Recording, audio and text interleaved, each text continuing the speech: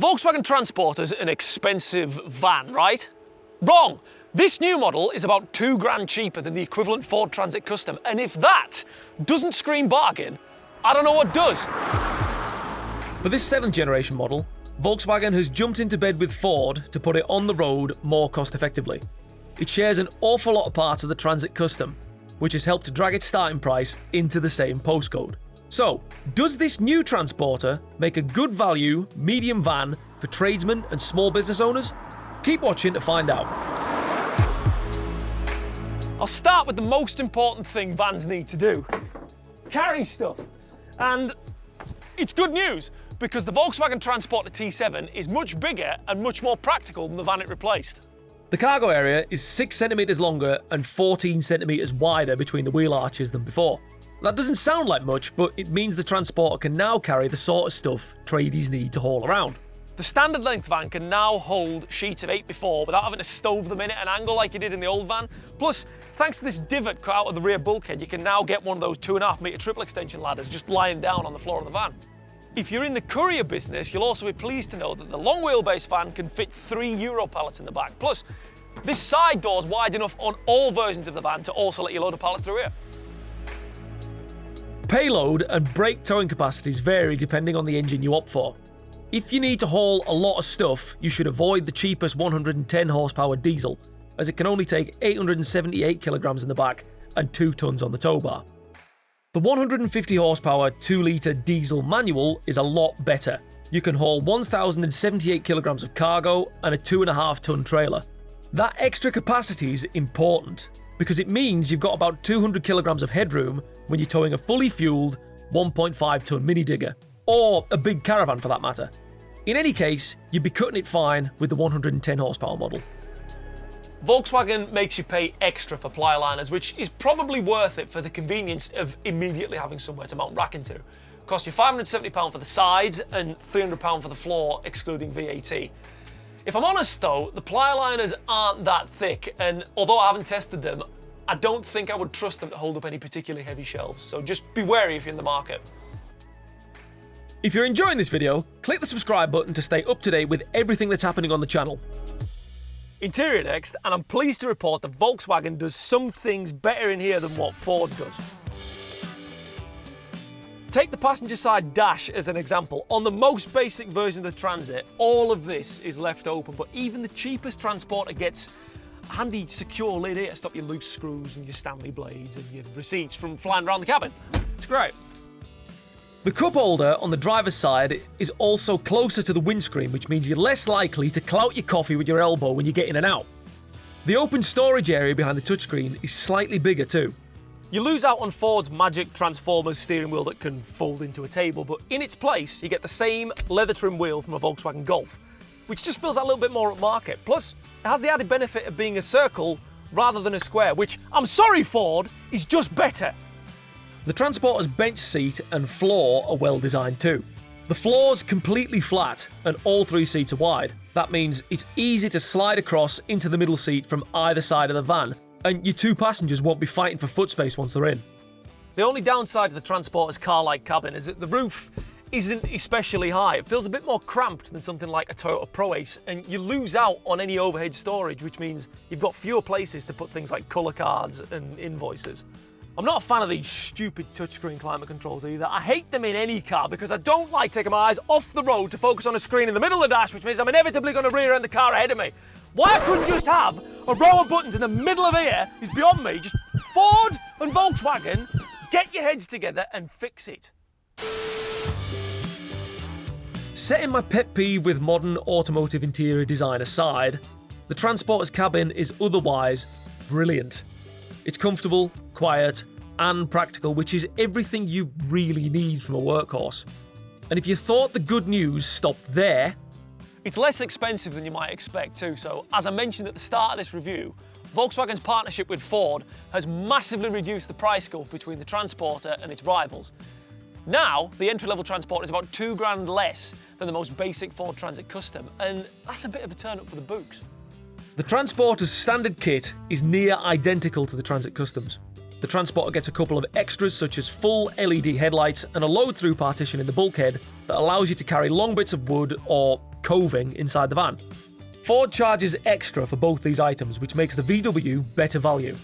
Volkswagen's warranty package is a lot more attractive than Ford's too, so Ford will only cover the Transit Custom for 3 years or 100,000 miles, whereas Volkswagen will cover this for 5 years and 124,000 miles.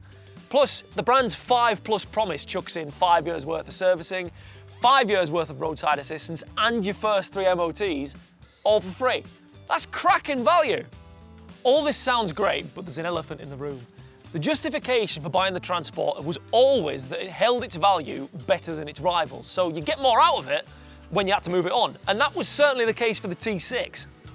Even the cheapest, rattiest T6 Transporters on Parker's vans for sale are changing hands for $5,000, while Transit Customs of the same vintage and mileage only cost about $2,000. We'll have to wait a couple of years before we know for certain whether the T7 will hold its value as well, but the early signs are encouraging.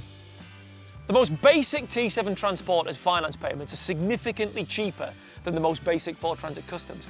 And generally speaking, the lower the finance payment, the better the vehicle's expected to hold its value. Lower monthly payments mean you're paying less in depreciation over the course of your agreement. At the time of filming, Volkswagen could lease you a base spec T7 for a little under £320 a month, on a 3-year plan with £1,900 down and an annual mileage limit of 10,000. Punch the same conditions into Ford's configurator and it'll spit out a Transit Custom contract with a £3,100 deposit and monthly payments of more than £520. So, it certainly looks like the Volkswagen has the edge on price. This is arguably where Volkswagen has done the best out of its partnership with Ford, because the new Transporter is much better to drive than the old one. The T6 wasn't bad, but it never had the agility of rivals like the Transit Custom or the Renault Trafic. It just rolled about a bit. But this new model is night and day different. It's a lot more agile than the van it replaced, which is good going considering it's bigger in every direction. The steering's also a lot lighter and a lot sharper, which means it's less of a chore to haul around in a busy city. In fact, much like the Transit on which it's based, it just feels like a big car to drive. It rides well too. Comfort in vans is often considered secondary to how much stuff they can carry, but when you're spending your entire working week with a vehicle, you quickly tire of it if it batters you around in your seat between jobs. No such dramas with the Transporter though. It's remarkably composed on a rough road, even when you've got nothing in the back to weigh it down. The rear axle doesn't bounce over bumps like a Volkswagen-ness V, for example. The Transporter is available with 3 diesel engines, all nabbed from Ford's parts bin. They're all 2-litre 4-cylinder units churning out either 110 horsepower, 150 horsepower or 170 horsepower. You can also have the T7 as an EV, but we're concentrating on the diesels for the purpose of this review. The entry-level engine is only available with a surprisingly sweet shifting 6-speed manual gearbox. The middling option you can have with either a manual or an automatic, while the top spec is automatic only. We've got the most powerful engine and the automatic gearbox in the van we're driving today. And it's certainly punchy. You get 390 Nm of torque, which is enough to not completely dull performance when it's rammed to the roof with tools, materials or deliveries. Volkswagen could really do with recalibrating the way the gearbox selects its gears though, because it likes to shift up as soon as it possibly can for the best efficiency. The trouble is, that means the gearbox gets a little bit confused when you ask a lot from the engine, say when you're towing a big trailer up a steep hill. You can kind of fix it by putting the van in sport mode, as it then hangs onto gears for longer before shifting up. However, I reckon it would have been even better if Volkswagen could have added a more convenient means of controlling the gears manually. As it stands, this stalk's just a bit too fiddly.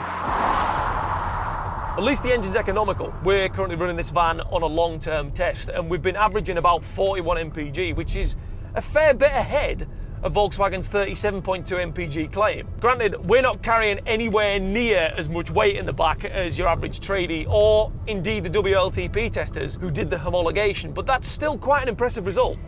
The only other thing worth flagging is that because this Transporter now uses Ford's engines, it's inherited the Transit Custom's dreaded wet belt.